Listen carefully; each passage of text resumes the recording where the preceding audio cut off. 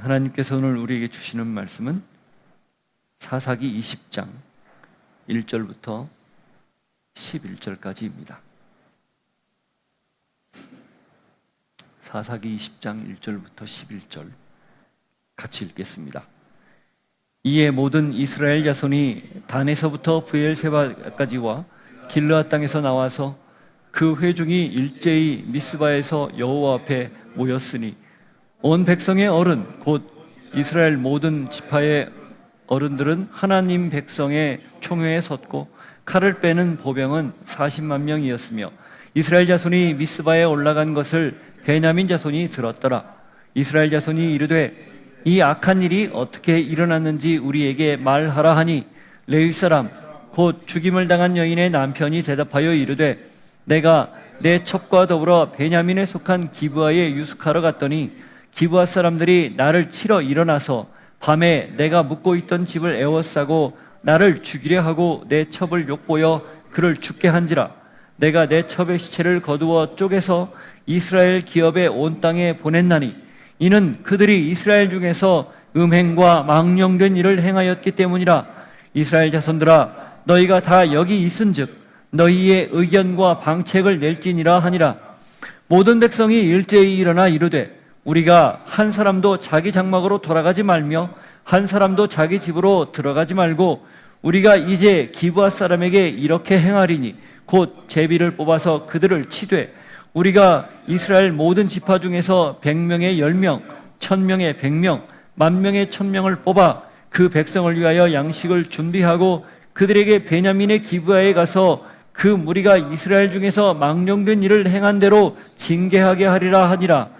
이와 같이 이스라엘 모든 사람이 하나같이 합심하여 그 성읍을 치려고 모였더라. 하나님 아버지, 이 사사시대에 어처구니 없는 일들, 그 일을 통해서 오늘을 바라봅니다. 과연 우리에게는 이런 모습이 없는지 깊이 들여다보며 우리가 내세우는 그럴듯한 이유, 명분, 그거보다 우선할 게 무엇인지를 말씀을 통해서 다시 확인하는 귀한 시간이 되게 하옵소서. 예수 이름으로 기도하옵나이다. 아멘. 명분, 신분이나 이름에 걸맞게 지켜야 할 도리 또는 일을 하기 위해서 겉으로 제시하는 이유나 구실, 근거를 뜻합니다. 실리, 말 그대로 실제의 이익이죠. 실리를 쫓는 사람과 명분을 쫓는 사람, 보통 사람들은 무엇을 더 좋게 평가합니까? 또 무엇을 더 선호합니까? 대부분 그럴 거예요. 당연히 실리보다 명분이지. 예, 맞습니다. 그게 일반 사람들이 생각하는 나름대로의 옳다라고 판단하는 것이기 때문에 그렇습니다. 그래서 이 힘을 가졌다 해도 명분 없이 만일에 실리만을 추구하거나 특별히 그게 자기의 이익만을 쫓는 사람들의 권력의 오남용을 무척 싫어하는 거예요.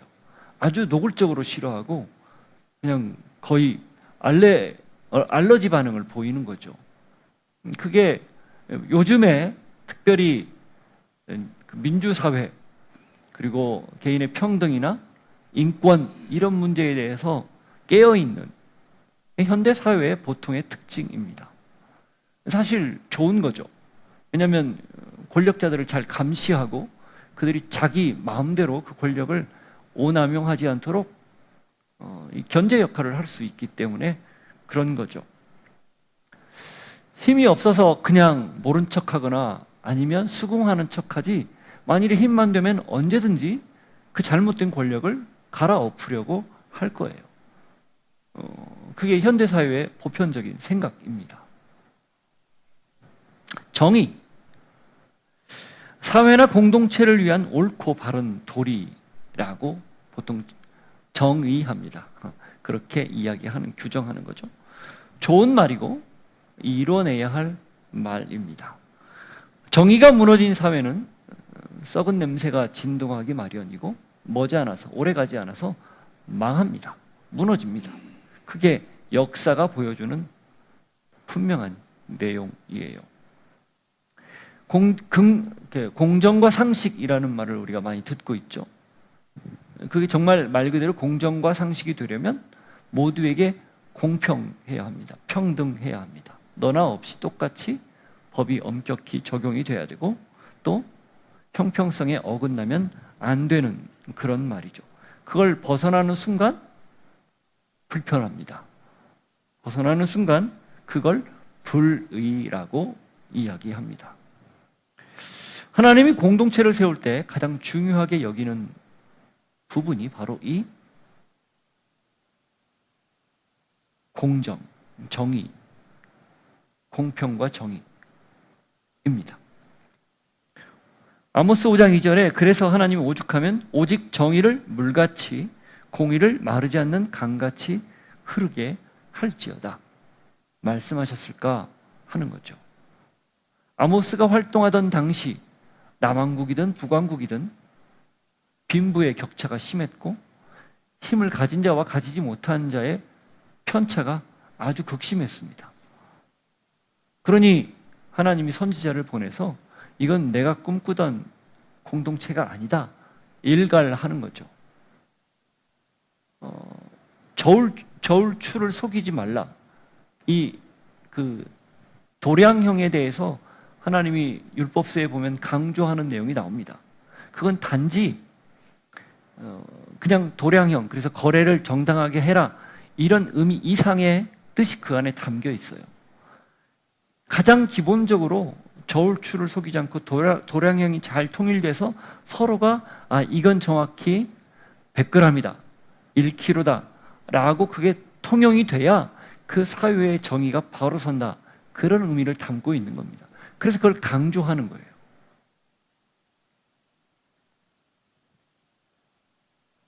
따라서 정의가 무너졌을 때 그럼 어떻게 해야 될까요? 그걸 세우기 위해서 합법적인 절차에 따라서 그 정의를 세우는 노력들을 해야 합니다. 그건 당연히 합리적이고 마땅한 일이라는 거죠. 만일에 정의를 세워야 되는 그 분명한 현실 앞에서 침묵하거나 외면한다. 그럼 뭐라고 생각할까요? 비겁하다라고 말할 겁니다. 나아가서는 심지어 이런 말을 할 수도 있어요. 불의하다. 분명히 정의를 세워야 되는 명분이 있는데 그걸 외면한다는 것, 그건 바른 일이 아니다. 그렇게 이야기할 겁니다. 더군다나 공동체 대부분이, 대다수의 사람이 그렇게 말하는데 그렇지 않다라고 말하는 건 쉽지 않을 거예요. 그런데 문제는 그 정의를 세우는 명분, 그 명분이 과연 어디에 있느냐? 그게 개인의 어떤 개인이나 집단의 유익이나 무언가 목적 때문인가? 아니면 정말 하나님이 원하고 바라시는 일이기 때문인가? 그 문제에 대한 질문, 고민은 사실 많이 하지 않는 것 같습니다. 그게 바로 오늘의 문제, 오늘 본문의 문제입니다. 전대미문의 사건을 일으킨 이 일을 두고 어떻게 해야 될지 판단을 하고 결정을 해야 되는 그런 상황이었죠. 그렇다면 어떻게 해야 됐을까요? 좀 더 신중하게 이 상황을 주도 면밀하게 파악하고 진상 파악하는 거죠. 그리고 거기에 대한 대처를 지혜롭게 했어야 되는데, 일단 오늘 본문의 가장 큰 문제는 이 레위 사람의 선동에 의해서 40만 명이라는 엄청난 사람이 한 곳에 모여, 그리고 당사자가 되는 지파는 제외한 채 일방적 결정을 내리는 잘못된 결정에 있다는 겁니다. 내용을 보겠지만 어쨌든 큰 내용, 전체 그림은 그거예요. 하나님의 무너진 정의를 세운다는 명분을 앞세웠지만 잘 들여다보면 사실은 다른 하나님과는 전혀 상관없이 한 사람의 선동과 전대미문의 사건을 처리해야 된다라는 어떤 당위성 앞에서 하나님은 사라지고 그냥 지파들의, 그리고 그 지파들의 어른들의 의견만 난무하는 그런 현장이다.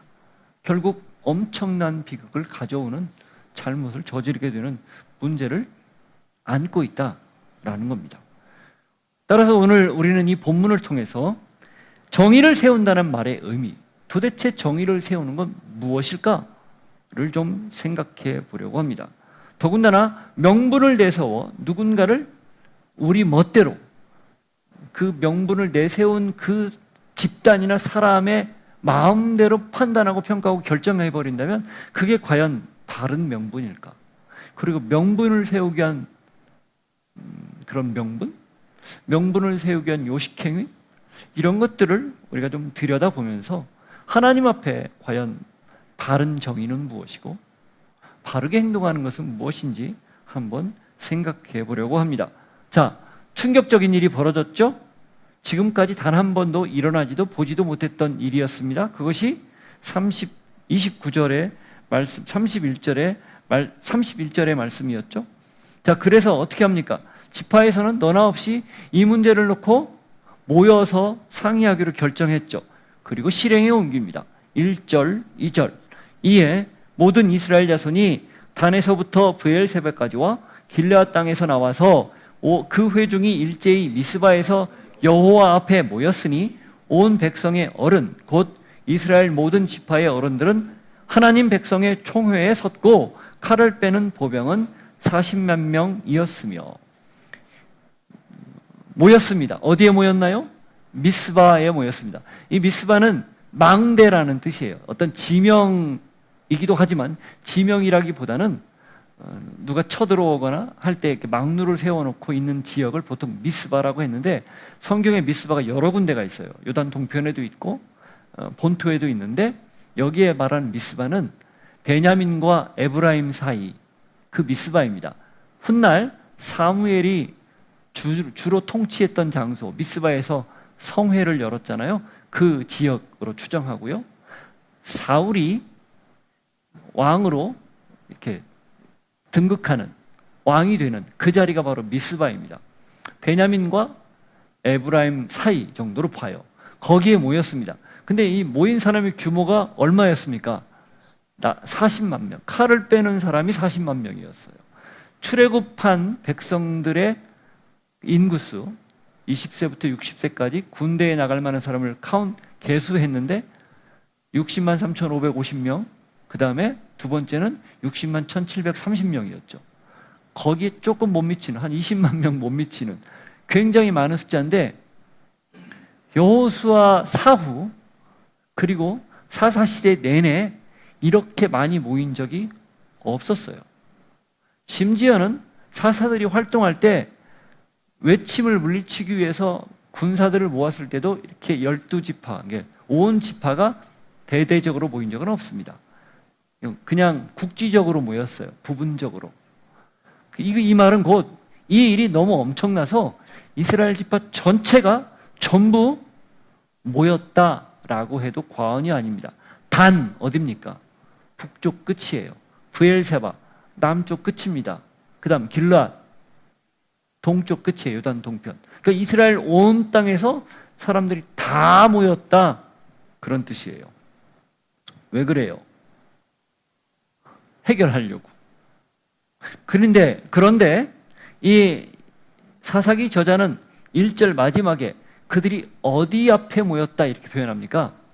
여호와 앞에 모였다 이렇게 표현합니다. 다른 말로 이야기하면 이 모임의 성격이 하나님의 정의를 세우기 위한 명분으로 모였다라는 것을 밝히는 거예요. 그러면 사사기 저자가 이걸 왜 이렇게 썼을까요? 단지 그냥 객관적으로 기록하면서 이런 걸 썼을까요? 아니에요. 모인 사람들이 그렇게 생각하고 모였다는 거예요.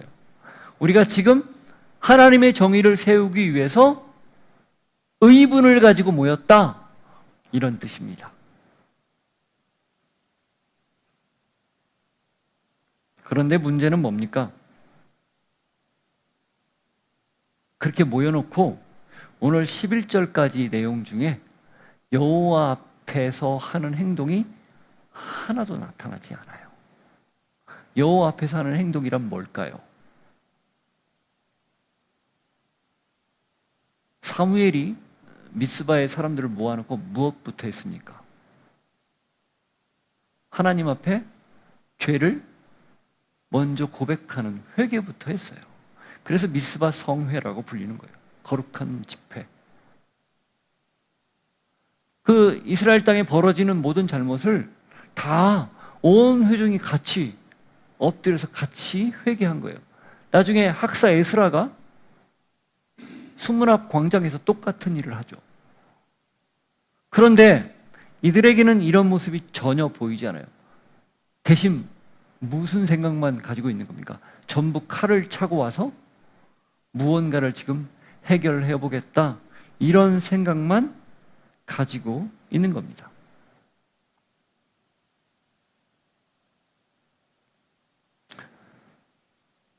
목적을 위해서 하나님의 이름을 가져다 쓰는 것 아닙니까? 이들이 진짜 여호와를 위해서 여호와 앞에 모였다면 하나님 앞에 먼저 묻고 회개했어야죠. 왜 이런 일이, 보지도 듣지도 못했던 일이 벌어지게 됐는지. 자, 이게 기브아 사람들의 잘못인 거 맞아요. 그리고 그보다 더 레위 사람의 잘못이기도 했어요. 그러면 표본적으로 레위 사람만, 기브아 사람만 그런 잘못을 저질렀을까? 사실 사사시대 초기에 이미 이스라엘 전역이 비슷한 문제들을 안고 있었다, 누누이 말씀드렸습니다. 이런 일이 벌어졌다면 이게 예사롭지 않은 일이기 때문에 분명히 무언가 하나님이 하시는 메시지, 말씀이 있겠구나라고 생각을 하고 하나님 앞에 먼저 물었어야 되죠.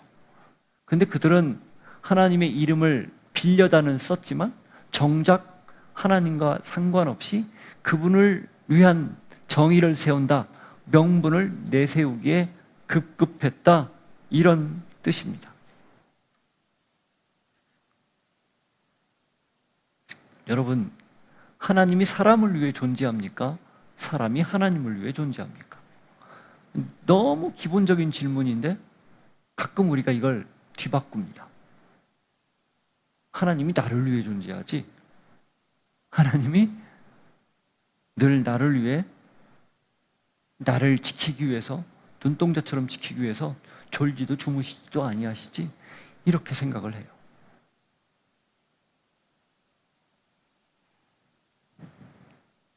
상상하지 않았던 일을 버젓이 일으키면서 그게 마치 하나님의 뜻인 양 포장하기 일쑤라는 겁니다. 우리는 어떨까요? 혹시 말마다 여호와, 여호와 이름을 가져다 붙이지는 않습니까? 행동마다 나도 모르게 하나님을 내 목적을 위해서 슬며시 끼워 넣는 그런 모습 지니고 있지는 않습니까? 하나님은 하나님을 존귀하게 여기는 자를 귀하게 여깁니다. 사무엘상 20장 2장 30절을 보십시오. 사무엘상 2장 30절. 그러므로 이스라엘의 하나님 나 여호와가 말하노라, 내가 전에 내 집과 내 조상의 집이 내 앞에 영원히 행하리라 하였으나 이제 나 여호와가 말하노니 결단코 그렇게 하지 아니하리라. 나를 존중히 여기는 자를 내가 존중히 여기고 나를 멸시하는 자를 내가 경멸하리라. 엘리와 그의 아들들에 대한 잘못된 모습을 하나님이 지금 질타하면서 하신 말씀이에요. 나를 존중히 여기는 자를 내가 존중히 여기고 나를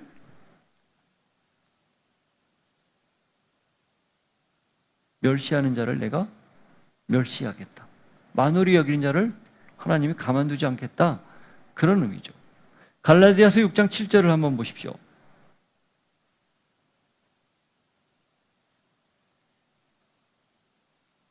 스스로 속이지 말라. 하나님은 업신여김을 받지 아니하시나니 사람이 무엇으로 심든지 그대로 거두리라. 하나님은 업신여김을 받지 않는다.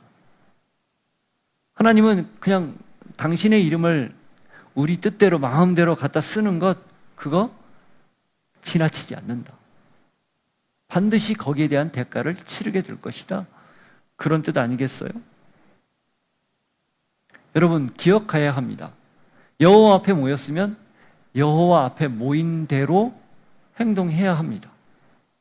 차라리 여호와 앞에 모였다는 생각을 안 했으면 몰라도 그랬다면 그렇게 해야죠.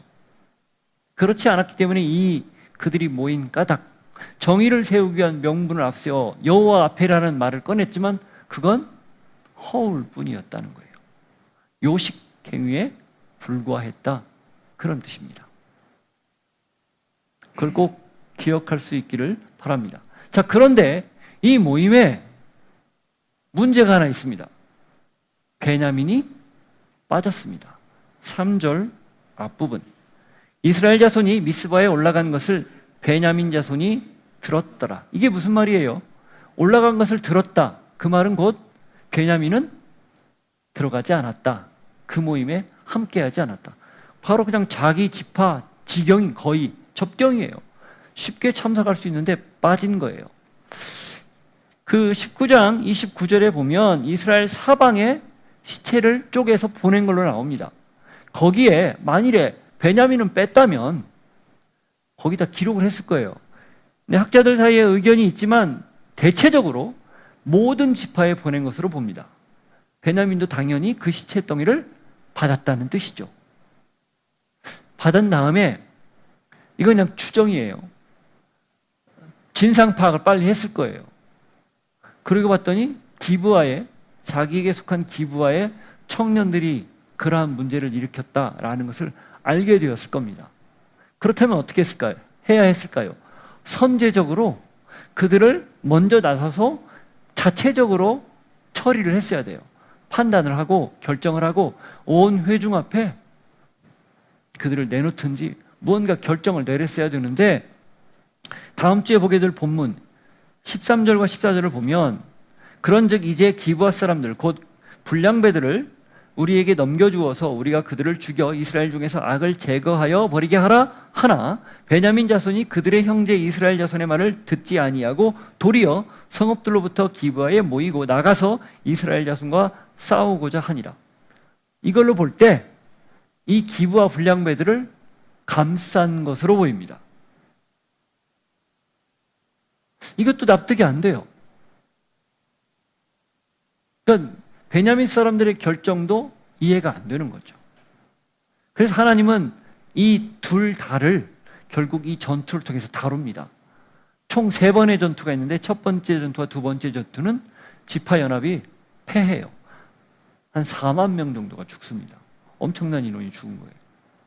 그리고 마지막에 비로소 이 온 지파가 하나님 앞에 부르짖고 회개하면서 하나님의 뜻을 묻고 그때 베냐민을 단죄하죠.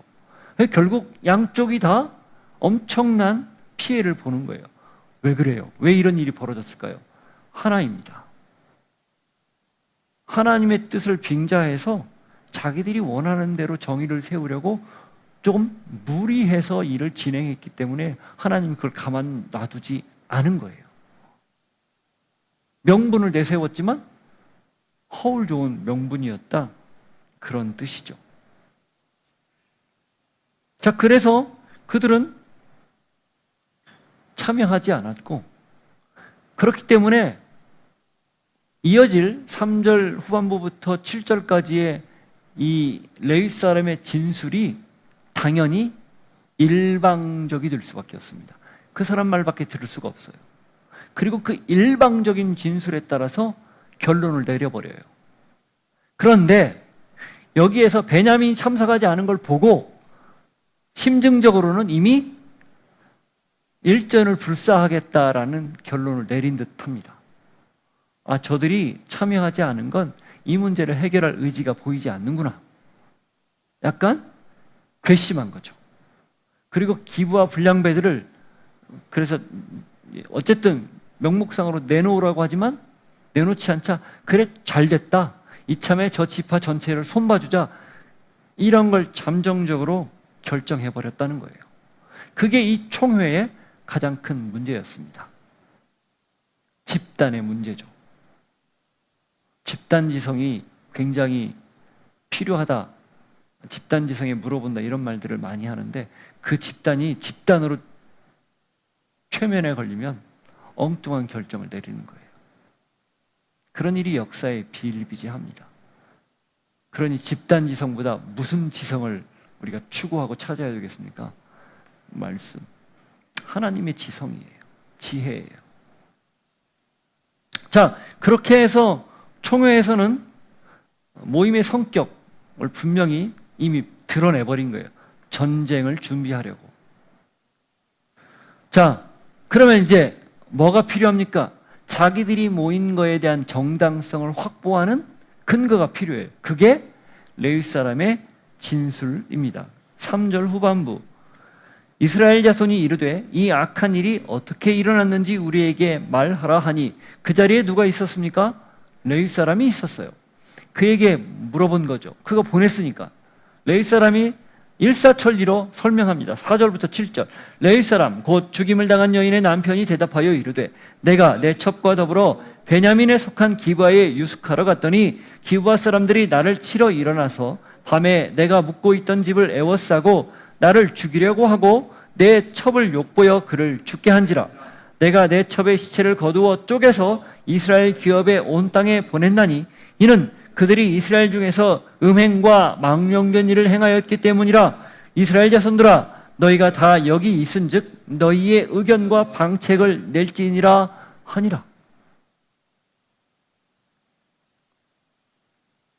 피해자 진술인 셈이에요. 자기가 어떤 일을 겪었는지를 그대로 말한 거죠. 그런데 이 피해자 진술이 진술이 아니라 가술입니다. 진짜가 아니라 가짜예요. 5절 보세요. 기브아 사람들이 나를 치러 일어나서 밤에 내가 묵고 있던 집을 에워싸고 나를 죽이려 하고 내 첩을 욕보여 그를 죽게 한지라. 사실입니까? 반은 맞고 반은 틀려요. 아니, 한두 가지만 맞고 다 틀렸어요. 이미 알고 있잖아요. 기브아 사람들이 찾아온 거 맞아요. 그런데 그 위기를 모면하려고 어떻게 했죠?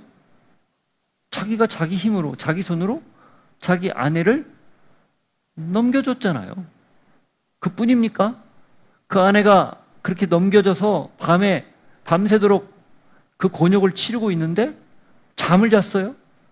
그리고 이른 새벽에 일어나서 어떻게 했습니까? 아무 일 없었다는 듯이 떠나려고 했어요. 제가 말씀드렸죠. 동틀 때가 그 사람이 일어난 때와 그 여인이 집에 도착한 때가 거의 비슷한 시각이라고. 밖에서 기다렸거나 아니면 인기척이라도 나서 나가서 봤으면 살릴 수 있었던 시간이라고.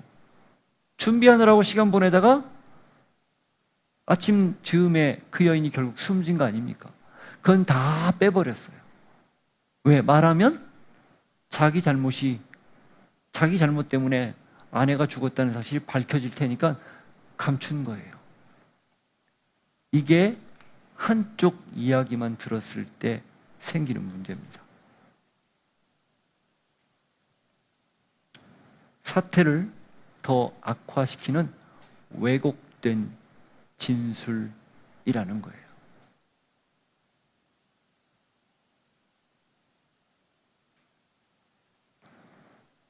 잠언 18장 17절 보십시오.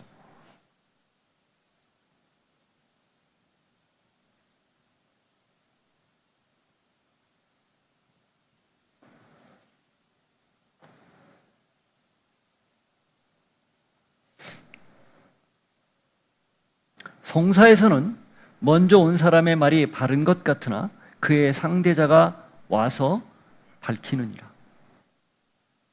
그죠? 피해자와 가해자 모두가 이야기를 해봐야 된다, 그 말이에요. 왜 율법에 최소 2명 혹은 3명의 증인을 요구했을까요? 한 사람의 말만 듣고 판단하지 말라, 그거예요.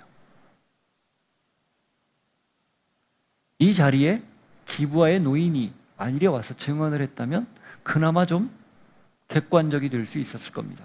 그런데 그 증인은 베냐민에 산다고 참여하지 않았는지 모르겠지만 오지 않은 것 같아요. 말을 기회를 얻지 못한 것 같습니다. 그 사람이 에브라임 산지 사람이기 때문에 참여했을 수도 있죠.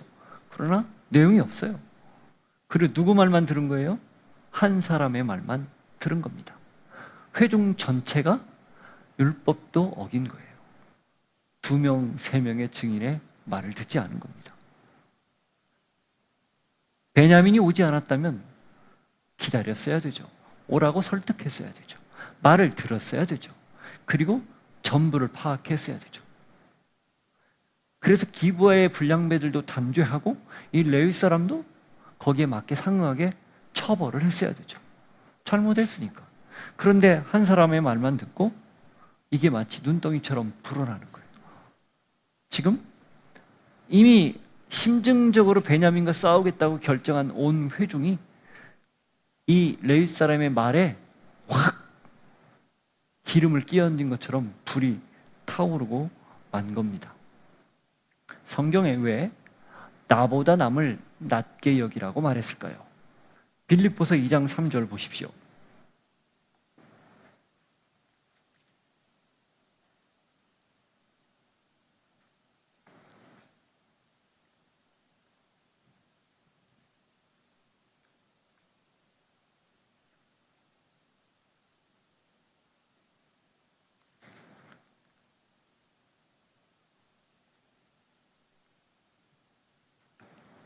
아무 일에든지 다툼이나 허영으로 하지 말고 오직 겸손한 마음으로 각각 자기보다 남을 낮게 여기고. 자, 다툼이나 허영으로 하지 말고, 그 잘못된 동기나 의도를 가지고 하지 말고, 그 뜻이에요. 지금 이 회중들이 모여 있는 게 이것과 똑같죠. 허영 뭡니까? 하나님의 정의를 세운다는 명분이죠. 다툼, 전쟁을 이미 각오하고 불사하고 모인 거죠. 그렇게 하지 말고 겸손한 마음으로 누구보다 자기보다 남을 낮게 여기고. 왜 이런 말을 할까요? 사람은 누구나 자기중심적입니다. 내 생각만 옳다라고 여겨요. 객관적이 될 수 없습니다. 사람은 정말 객관적이 될 수 없어요. 나는 객관적인 사람이야. 거짓말이에요. 다 주관적입니다. 그러니 겸손해야 된다는 거예요.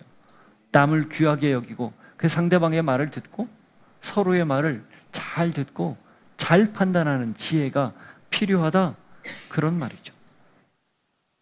그래야 사태의 진짜 모습을 볼 수 있습니다. 그리고 여기에 또 하나가 있어요.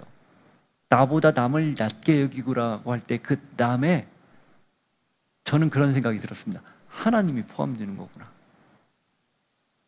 하나님이 우리보다 훨씬 나은 분인 거 맞죠? 그런데 우리가 일상에서 살 때 인정 안 해요. 다 내 뜻대로 결정해놓고 하나님 앞에 사후 재가를 얻으려고 하죠. 거기에 보증받으려고 합니다. 말씀으로 확인받으려고 해요. 먼저 묻는 게 아니라 다 정해놓고, 그게 내가 더 귀해서예요. 내 뜻과 내 생각이 더 먼저이기 때문이죠. 하나님 뜻이 먼저가 아니라는 거예요. 그래서 하나님도 포함되는 겁니다. 내가 생각하는 말, 내 중심의 생각과 판단, 이게 엄청난 파장을 일으킬 수 있다는 거, 이걸 우리가 잊지 않아야 할 거예요. 그래서 신중해야 합니다.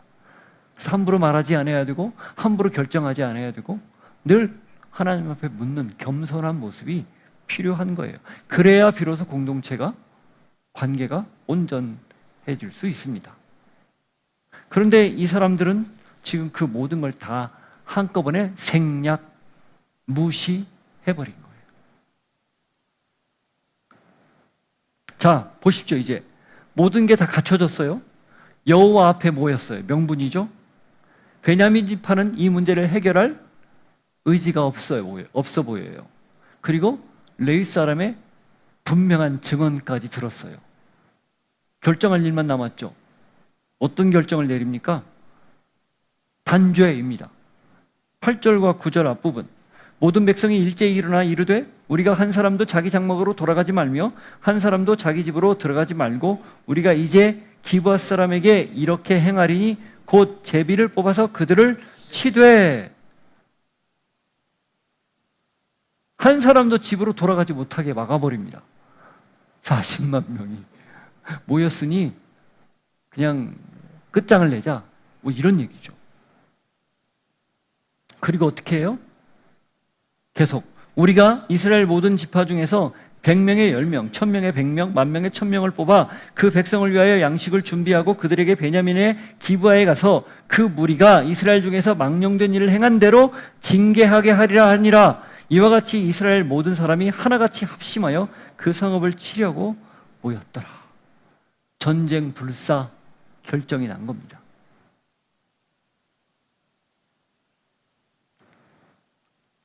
누구 앞에 모였다고요? 여호와 앞에. 그럼 어떻게 했어야 돼요? 물었어야죠. 아까 말씀드린 대로 하나님 앞에 묻지 않습니다. 나중에 물어봐요. 2번 패하고.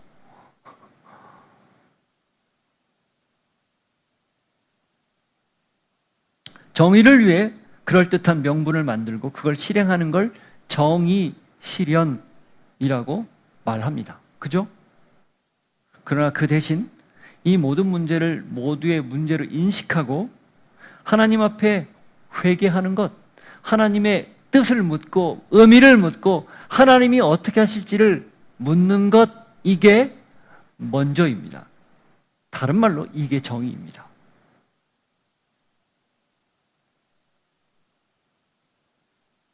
명분을 앞세운다고, 실리보다 명분을 앞세운다고 정의가 아니라 하나님의 뜻을 묻고 하나님의 개입과 역사를 기다리는 것, 그게 정의라는 거예요. 왜? 인간은 정의로울 수가 없습니다. 정의로우신 분은 오직 하나님 한 분이기 때문에 그래요. 신명기 32장 35절을 한번 보십시오. 신명기 32장 35절.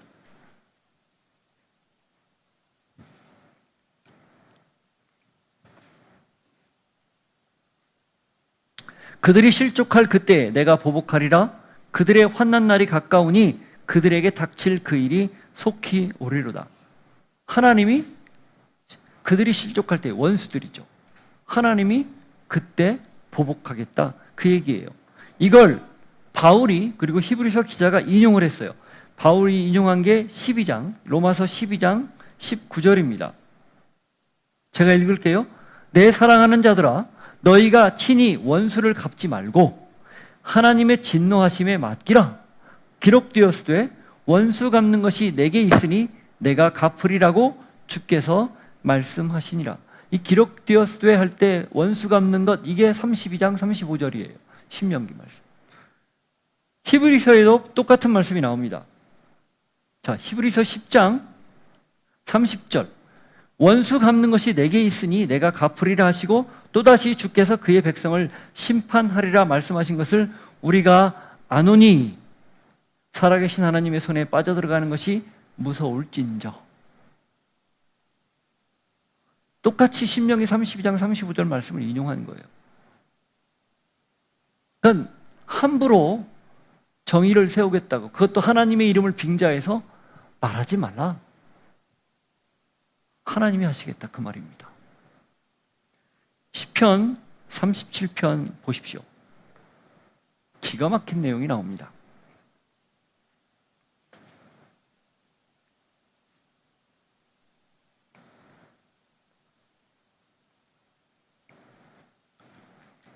이게 이 미스바에 모인 이 사람들의 잘못된 동기, 그리고 명분을 앞세워서 정의를 내세우려고 하는 사람들, 어쩌면 오늘날 우리에게 주시는 분명한 하나님의 해답입니다. 정의를 어떻게 세울 것인가? 하나님의 정의를 어떻게 세우는 게 옳은가? 1절부터 읽어보시죠. 악을 행하는 자들 때문에 불평하지 말며 불의를 행하는 자들을 시기하지 말지어다. 그들은 풀과 같이 속히 배임을 당할 것이며 푸른 채소같이 쇠잔할 것이미로다. 여호와를 의뢰하고 선을 행하라. 땅에 머무는 동안 그의 성실을 먹을거리로 삼을지어다. 여호와를 의뢰하고 선을 행하라. 그렇게 얘기하죠. 또 여호와를 기뻐하라. 그가 내 마음의 소원을 내게 이루어 주시리로다. 정의를 세우기 위해서 하나님께 맡기고 그분을 기뻐하라. 그러면 하나님이 그 일을 이루실 것이다. 그런 말이에요.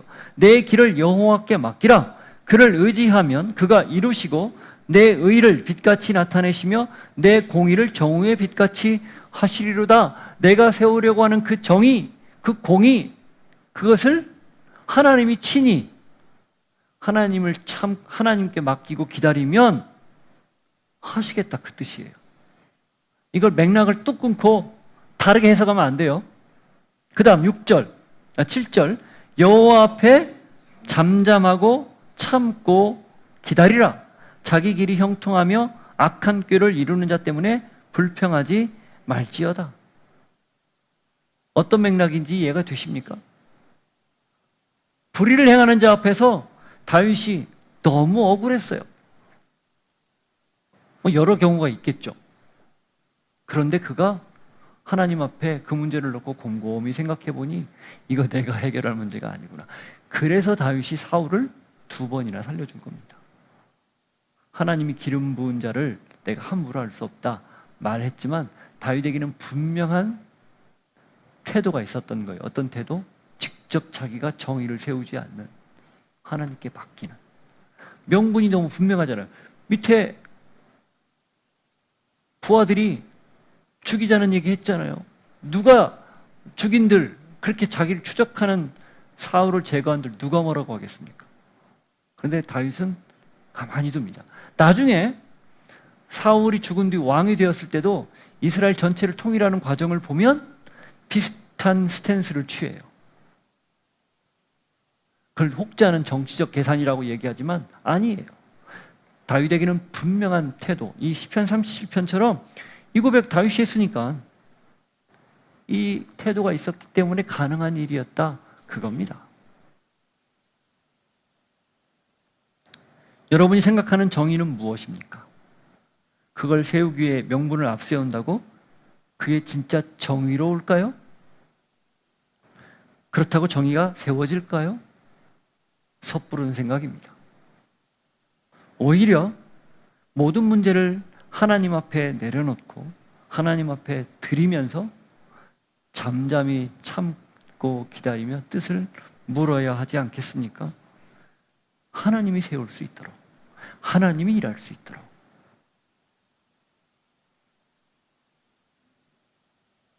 그게 정의를 바르게 세우는 길입니다. 그런 모습이 여러분에게 있기를 축복합니다. 지금은 예수 그리스도의 은혜와 하나님 아버지의 사랑과 성령님의 교통하심이, 하나님이 세우시는 정의, 그 정의를 위해 잠잠히 참고 기다리며 하나님께 맡기고 기도하고 그리고 모든 문제를 끌어안고 울며 하나님의 뜻을 구하겠습니다 결단하고 고백하는 주의 백성들 머리 위에, 삶의 자리 위에 지금도 불의에 신음하고 폭압에 신음하는 모든 사람들의 심령 위에 이제로부터 영원토록 함께 하시기를 간절히 축원하옵나이다. 아멘.